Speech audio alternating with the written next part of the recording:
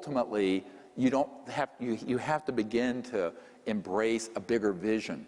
So I'd say the first thing with our children is that it has to be a vision of being interested in something greater than themselves, or their own aggrandizement, or the next selfie.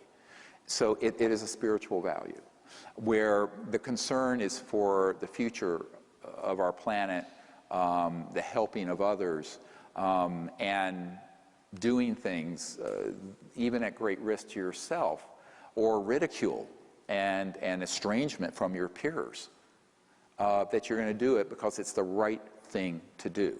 Now that's a fundamental spiritual foundation, and based on that, then you can take on the new energy issue or the contact or whatever it is. But so long as you're looking around and concerned what other people are thinking about you, which is how most people are. I'm sort of an outlier that way. I really don't care. From 4th grade, I decided I don't care what anyone thinks of me. But I'm sort of an outlier that way. But I think that's really important, this sort of independent sense of investigating truth and willing to speak the truth and stay on your path, even if there's social condemnation, ridicule, whatever it is.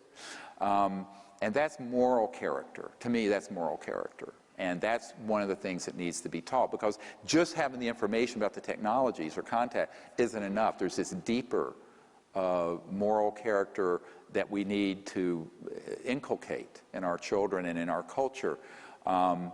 And, you know, I remember being chewed out by one of my ER doctor colleagues because I was late getting in one because a truck flipped over on the mountain. And I stopped because I'm an emergency doctor, and the thing was about to burst into flames, a tanker truck, diesel fuel everywhere, and this guy was in there, and he had a C4-5 fracture. He was numb from the nipples down, and I pulled over and went in there and got him out carefully so there wouldn't be any more damage. Could have killed him, and before the thing blew up. And the guy chewed me out because I was 30 minutes late. I had the highway patrol call. And I said, well, what am I supposed to do? Just drive by and let this man die? He says, yes, because you're late. And this was a fundamentalist Christian. I said, well, you ever heard of the Good Samaritan? It was astonishing to me, this sort of self-absorbed, narcissistic. So I think we have to, I mean, don't get me started. I think we have to, you know, really teach our children and those around us by the force of example. Basically, it's a dynamic force of example, that you're willing to do things that aren't always just to your own aggrandizement.